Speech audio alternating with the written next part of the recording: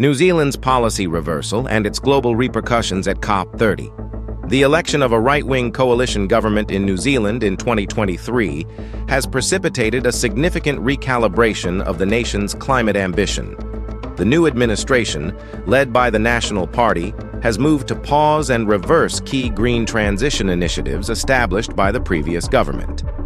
This policy shift, which aligns more closely with the climate-skeptical wing of politics seen in some allied nations, signals a strategic pivot from urgent decarbonization toward a more cautious and, some argue, high-risk approach to meeting climate goals. A shift in climate strategy.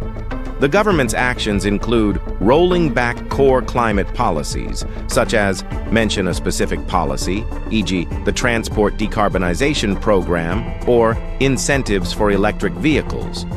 While the government frames this as a pragmatic move to ease economic burdens on citizens and businesses, critics argue it represents a dangerous denial of the scientific consensus on the urgency of the climate crisis. This reversal has cast a shadow over New Zealand's ability to meet its international commitments under the Paris Agreement, just as the global community prepares for the critical COP30 summit. Domestic challenges and international isolation. This domestic policy shift has not yielded the expected international benefits. Despite its policy realignment, New Zealand has not gained exemptions from protectionist trade measures like the tariffs previously imposed by the Trump administration. This leaves the country facing a dual challenge: a slowing green economy and persistent issues like economic stagnation and a tight labor market, which are exacerbated by the very global instability that climate change worsens.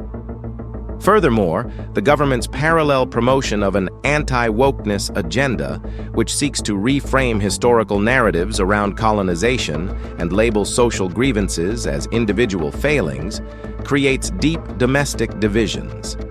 This focus on cultural issues is perceived by many as a distraction from addressing systemic problems, including climate vulnerability.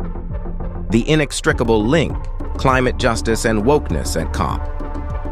The question of why social equity, often dismissively labeled wokeness, is relevant to a climate conference is fundamental. The answer lies in the concept of climate justice. Climate change is not a purely environmental or technical issue. It is a profoundly social one. Its impacts fall disproportionately on the poorest, the most marginalized and indigenous communities, those who have contributed least to the problem. For example, Pacific Island nations, New Zealand's neighbors, are facing existential threats from sea level rise despite minimal historical emissions. At UN climate conferences like COP30, the principle of a just transition is central. This means that the shift to a green economy must be fair and inclusive, creating decent jobs and not leaving vulnerable workers or communities behind. To ignore this is to risk creating new forms of inequality while solving an environmental crisis. Therefore, when a government dismisses both climate science and the importance of addressing historical and social inequity, it is rejecting the core, interconnected principles of climate justice and a just transition. It is denying the reality that the same systems of short-term exploitation that drive environmental degradation often also drive social injustice.